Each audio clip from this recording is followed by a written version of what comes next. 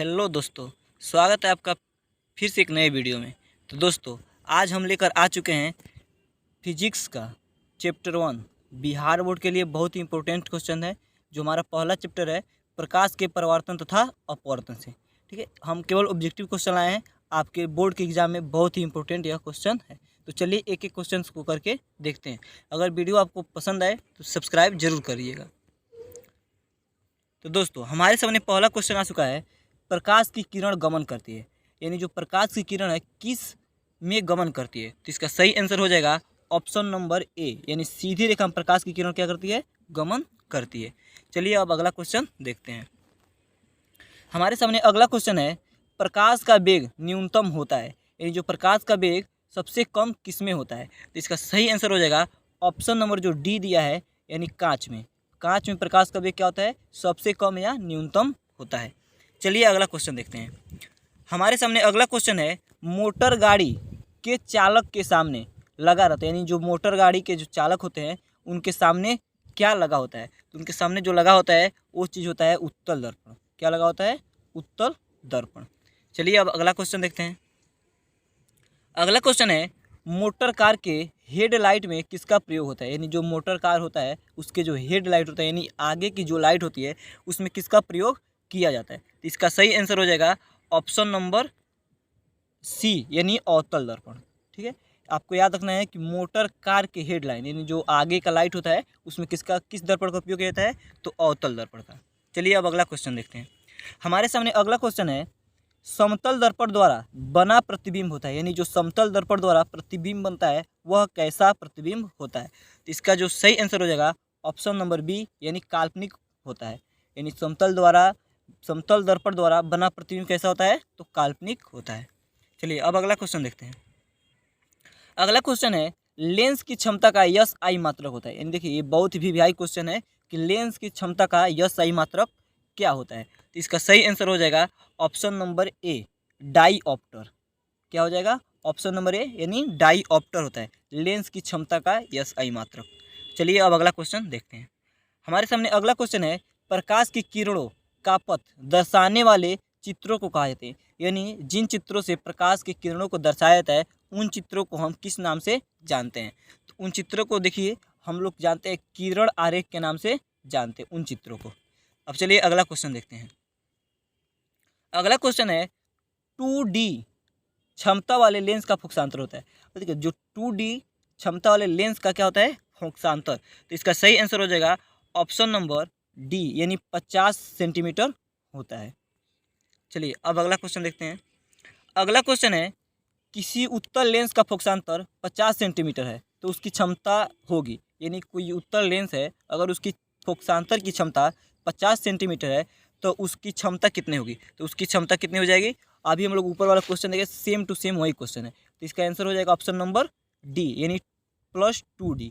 या देखिए आप लोग को +2D दिया हो या ऑप्शन में केवल 2D दे तो भी सही आंसर होगा। ठीक है, चलिए अगला क्वेश्चन है हमारे सामने, प्रकाश की किरणों के समूह को कहते हैं। यानी जो प्रकाश के किरण समूह होते हैं उसको हम किस नाम से जानते हैं। तो इसका सही आंसर हो जाएगा ऑप्शन नंबर बी, यानी किरण पुंज के नाम से हम लोग जानते हैं। देखिए प्रकाश के किरणों को किस नाम से जानते हैं, तो किरण पुंज के नाम से जानते हैं। दोस्तों, आपको वीडियो अगर यहाँ तक पसंद आई हो तो प्लीज़ एक लाइक और सब्सक्राइब जरूर कर दीजिए। चलिए हमारे सामने अगला क्वेश्चन है, उत्तल लेंस की क्षमता होती है। यानी जो उत्तल लेंस होता है उसकी क्षमता कैसी होती है। तो इसका ऑप्शन नंबर जो बी दिया है, उत्तल लेंस की क्षमता होती है धनात्मक। जो उत्तल लेंस होता है उसकी क्षमता कैसी होती है, धनात्मक। और अवतल लेंस की क्षमता कैसी होती है, ऋणात्मक होती है। चलिए अब अगला क्वेश्चन देखते हैं।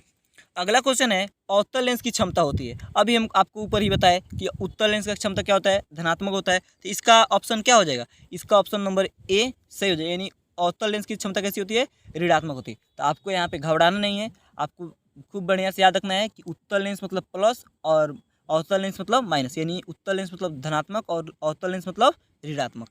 चलिए अब अगला क्वेश्चन देखते हैं।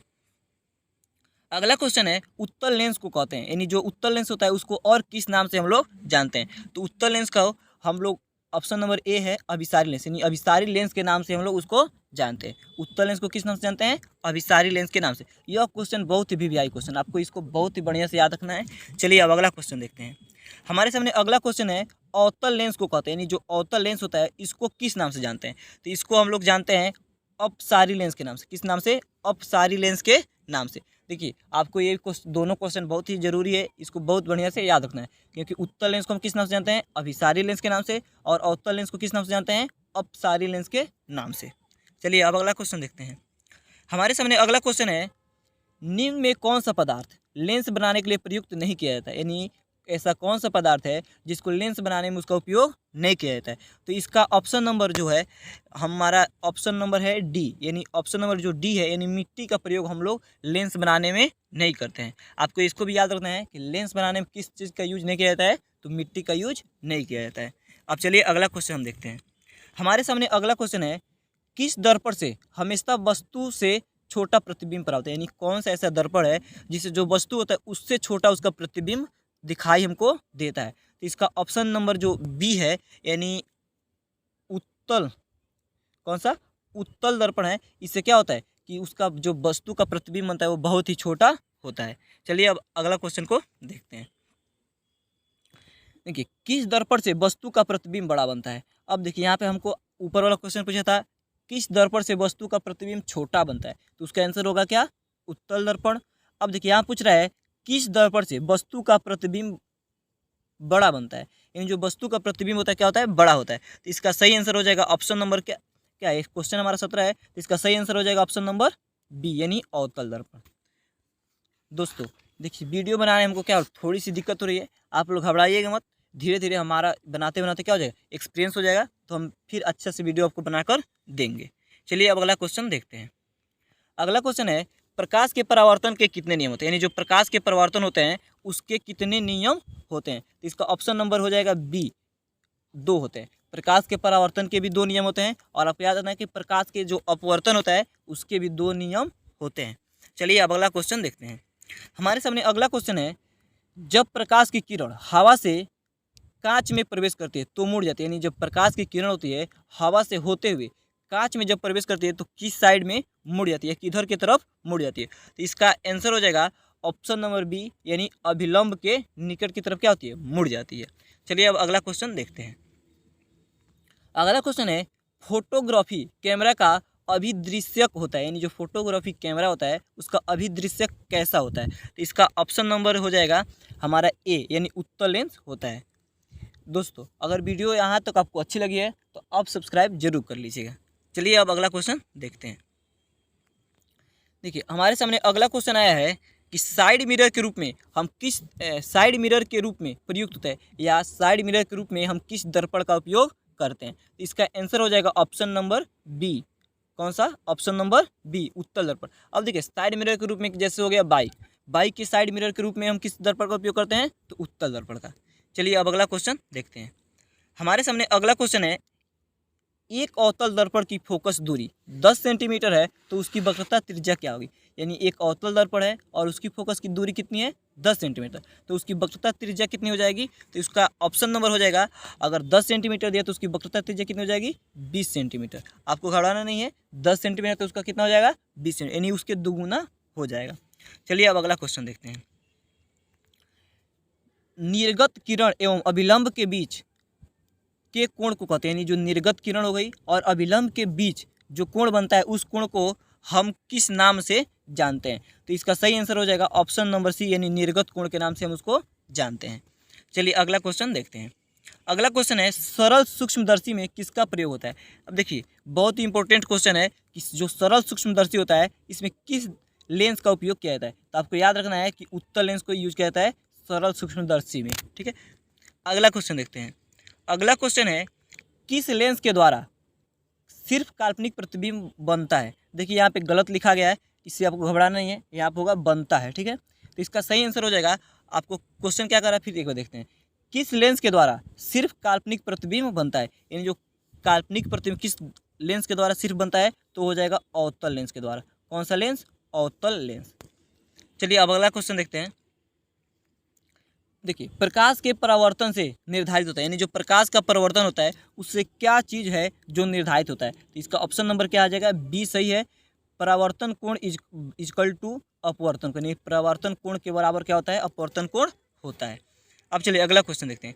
हमारे सामने अगला क्वेश्चन है, काल्पनिक प्रतिबिंब होता है, यानी जो काल्पनिक प्रतिबिंब होता है वो कैसा होता है।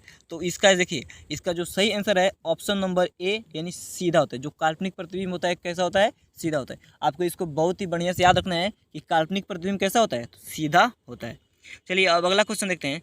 अगला क्वेश्चन हमारे सामने है, लेंस की मुख्य फोकस की संख्या कितनी, यानी जो लेंस होता है उसकी जो मुख्य फोकस होती है उसकी संख्या कितनी होती है। तो इसका भी आंसर क्या हो जाएगा, 2। कितना आंसर हो जाएगा, 2। चलिए अगला क्वेश्चन देखते हैं। अगला क्वेश्चन है, सर्च लाइट का परावर्तक सतह होता है, यानी जो सर्च लाइट होता है या सर्च करने वाली जो लाइट हुई या टॉर्च को हम बोलते हैं, ठीक, उसका परावर्तक सतह कैसा होता है, यानी जो टॉर्च होता है उसका परावर्तक सतह कैसा होता है। तो ये हो जाएगा अवतल होता है। कैसा होता है, अवतल होता है। अगला क्वेश्चन देखते हैं।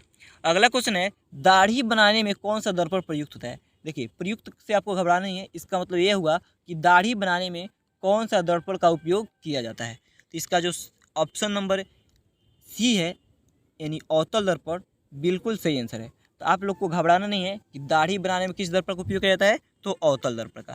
तो दोस्तों, अगर वीडियो आपको यहाँ तक अच्छी लगी हो तो प्लीज़ अपने दोस्तों के साथ शेयर ज़रूर करें और लाइक, शेयर और सब्सक्राइब भी कर लें। तो चलिए मिलते हैं नेक्स्ट वीडियो।